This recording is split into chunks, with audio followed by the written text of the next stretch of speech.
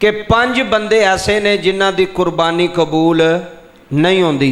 5 शख्स ऐसे ने, 5 बंदे ऐसे ने, तवज्जो न सुनियो, जिन्हां दी कुर्बानी कबूल नहीं होवेगी। वो जिड्डा मर्जी भी महंगा जानवर ले लैन, जिन्ने मर्जी भी पैसे खर्च कर जान, 5 बंदियां दी कुर्बानी अल्लाह कबूल नहीं जे करदा। उन्हां दा नहर करना, जानवर कुर्बान करना अल्लाह कबूल नहीं करदा। हुण तवज्जो करनी, वो 5 बंदे किहड़े ने, निशानदेही करनी। पहला बंदा होवे जिहड़ा शिरक करे, अल्लाह दी तौहीद ते नाल किसे नूं शरीक ठहराए, किसे होर नूं रब मन्ने, किसे होर नूं खालिक ते मालिक मन्ने। जिहड़ा मुशरक है, जिहड़ा शिरक करदा है, अल्लाह दी तौहीद ते ईमान नहीं रखदा, ओदी कुर्बानी कबूल नहीं होएगी। पहला बंदा जिहड़ा तौहीद ते ईमान नहीं रखदा, जिहड़ा तौहीद ते यकीन नहीं रखदा, मुशरक बंदा, शिरक करने वाले बंदे दी कुर्बानी कबूल नहीं होएगी। दूसरा बंदा जिहदी कुर्बानी कबूल नहीं होएगी, वालदैन दा नाफरमान। कौन? वालदैन दा, बोलियो, वालदैन दा, अम्मा दा नाफरमान, अब्बे दा नाफरमान। जेड़ा बंदा वालदैन दा नाफरमान होवेगा, ओदी भी कुर्बानी अल्लाह कबूल नहीं करेगा। तीसरा बंदा शराबी, शराब पीने वाला बंदा। जेड़ा बंदा शराब दा आदी है, शराब छड्डदा ही नहीं, दिन रात शराब पींदा है, नशा करदा है, शराब पीने वाला बंदा 2 करोड़ की भी कुर्बानी दवे तो अल्लाह उसकी कुर्बानी कबूल नहीं करेगा, क्योंकि शराब पीना हराम है। पता भी है कि इस्लाम के अंदर शराब पीना जायज़ नहीं, फिर भी वो बंदा जानबूझ के पींदा है, ऐसे बंदे की कुर्बानी कबूल नहीं होगी जिहड़ा बंदा शराब पींदा है। चौथा बंदा सूद खाण वाला बंदा। केड़ा? बोलो केड़ा? सूद खाण वाला बंदा। जेड़ा बंदा सूद खावेगा, अल्लाह ओदी कुर्बानी कबूल नहीं करेगा। अजकल आम हो गया, बैंकों में भी लोग अकाउंट ही खुलवाते हैं जी, किन्ने पैसे इजाफी लभणगे जी। वो कहता जी इन्ने साल बाद हुण, चलो ठीक है जी, तुसी मेरा यह अकाउंट खुलवा दो। उन्होंने पता भी है वे मैं सूद खा रहा, फिर भी सूद वाला अकाउंट खुलवाएगा बैंक से।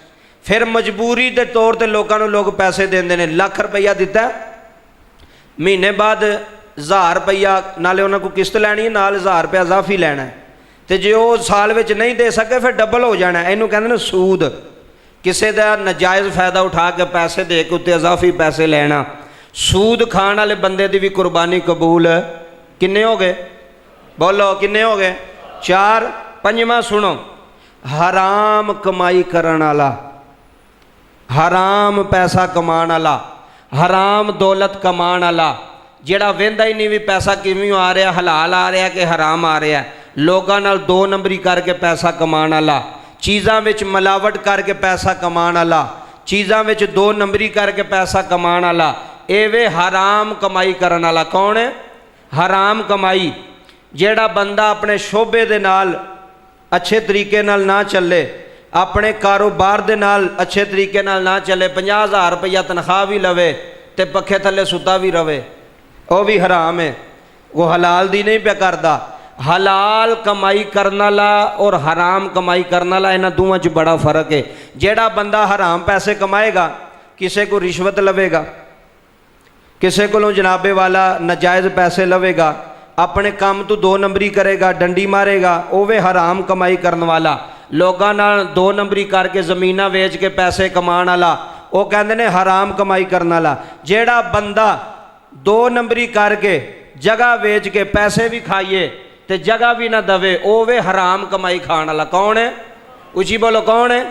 जेड़ा बंदा किसी को सौदा लवे, दुकान तो सौदा ले लिया, उधार हो गया, उधार नहीं पिया देंदा, वो वे हराम खाण वाला। कौन है? हराम, बोलो जी, हराम खाण वाला। क्योंकि तू वो पैसे देने, तू क्यों नहीं दिते?